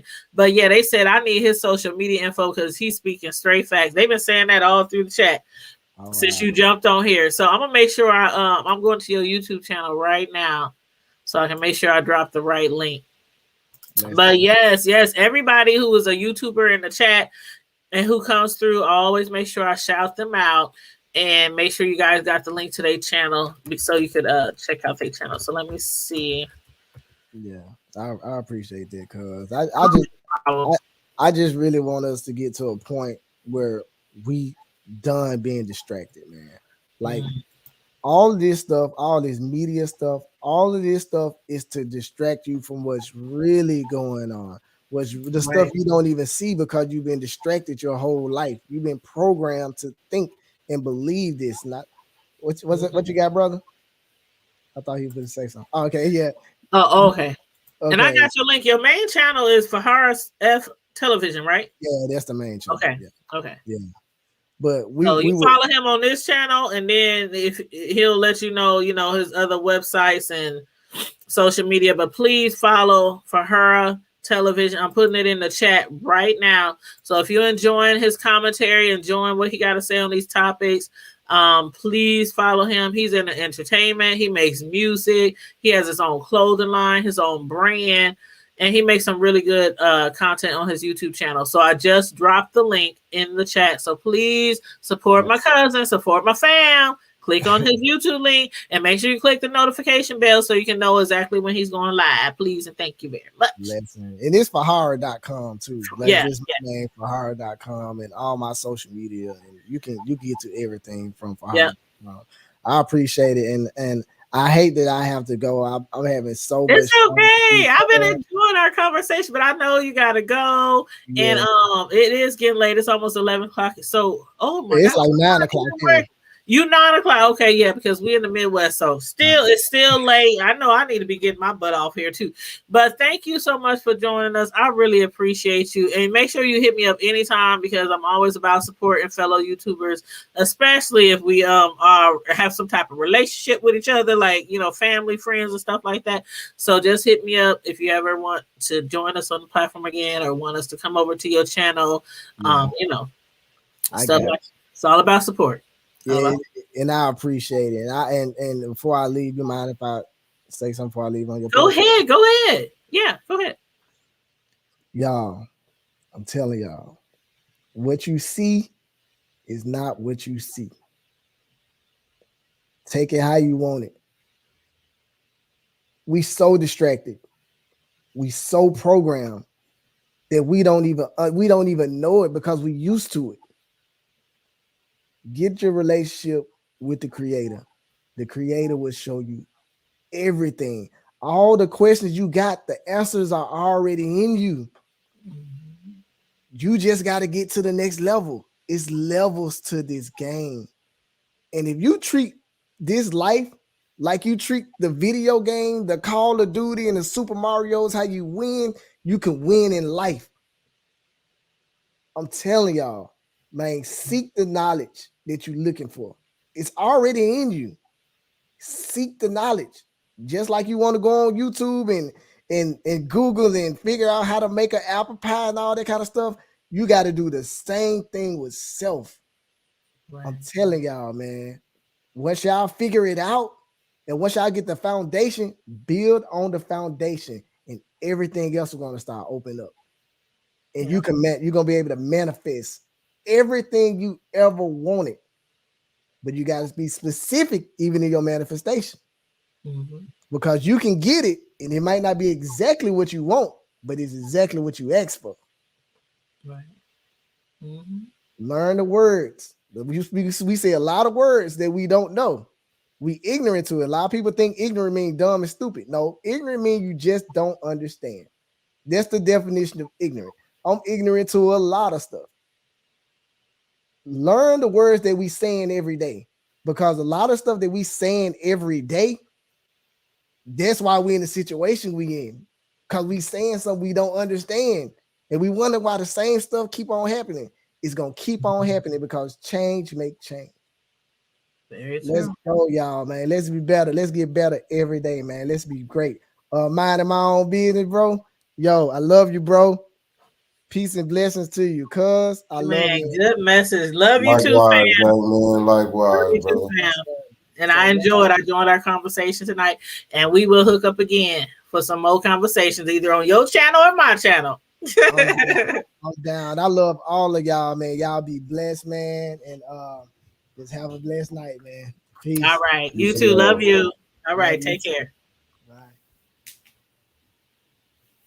That's my fam bam, y'all. He's from Memphis, but he's living in San Diego right now. He because of his music career and things like that, he moved to San Diego a few years ago. But he is from Memphis and he knows a lot about what's going on down there. A lot of the rappers, a lot of the history, knows a little bit about some of the beefs going on down there. And so, yeah, that's why he joined us on our platform tonight. I hope you guys enjoyed him and Lavern, who was on here as well. Tony, you got anything to say before we wrap up tonight? No, I know it's getting late. Got to go to work in the morning, too. Yeah. Yeah. I know I got to get up at like 6 o'clock. That's that all right. Early, they can wait. They got a couple more days. The hood, it'll be Friday. I know, I can't wait. And then next week is Thanksgiving. And you know what? Right. I ain't shame. I'ma say it. Some of y'all who follow me on Facebook, y'all already know that I've been having my Christmas decorations and my tree up since November 1st. And I heard on a radio show on my way to the store this afternoon, they said everybody who got their Christmas stuff up right now, something wrong with y'all. Y'all ain't normal. And I said, well, I guess I'm not normal because I've been having my Christmas stuff up since the day after Halloween because I just was in the spirit. And I'm not going to judge anybody else. If you want to throw that tree up before Thanksgiving comes, hey, I was in the spirit. But anyway, yes, everybody in the chat, from the comments in the chat, it seemed like everybody enjoyed the show. A lot of people, I can't believe, I don't know if people sharing out the live or not, but so far we done had almost 700 people check us out tonight. So people are enjoying the conversation. I know it's trending. These topics are trending. Julius Jones, young Dolph, it is trending. You guys, Lavern Crump, author of 4 books from Omaha, Nebraska, where I'm from. She was with us earlier tonight. She, I believe, is going to go live from the courthouse down there in Tulsa tomorrow for the Julius Jones. Tomorrow is when he's supposed to be executed, unless God throws a miracle up in there and the governor say, I want to stay. I declare a stay on his execution. So they got till 4:00 tomorrow. Those of y'all who've been following that story of Julius Jones, if you're like me and a lot of people, we believe that he probably is innocent because there's been doubts all along over the 20 years that he's been in prison. So if you're a believer, if you want to pray, if you want to intercede with the family, throw some prayers up that, maybe in the last hours of his stay in prison, maybe God will put something on the governor's heart and say, I don't think that he should be executed. So, but again, as we was talking about earlier tonight as well, what's meant to be will be, and what's supposed to happen will happen. And, we never know our time. But yeah, everybody in the chat, good night, Marilyn. I see you over there, love. Good night. And Noya boy. Hold on. I think it's pronounced Noya boy. Because I think he's from No. I think that's how you say it, Noya boy. But yeah, everybody who commented in the chat, JPTV, Nice Life, who else? A lot of people, AMC, Fatima. Hey, Fatima, Arnita, Baby Eyes. There's a lot of people, Zara, who commented in the chat. Everybody who's watching and everybody coming in the chat, we do appreciate you guys. Make sure you like and share the video. Subscribe to the channel if you're not already subscribed to the Hood Table. And again, I dropped my cousin's link, Fahara. He's everywhere, YouTube, Twitter, Facebook, same name, Fahara. So make sure you check him out, okay? Thank you. Appreciate it. Love you guys. In the meantime and in between time, stay safe, be blessed, remain vigilant at all times. And as we always say, Tom, keep it hood. Keep it hood. Keep it hood. All right, y'all. Much love. Peace and Bye. love. Love you guys. Have a wonderful Thanksgiving holiday if I don't speak to you before then, okay? Good night. Already.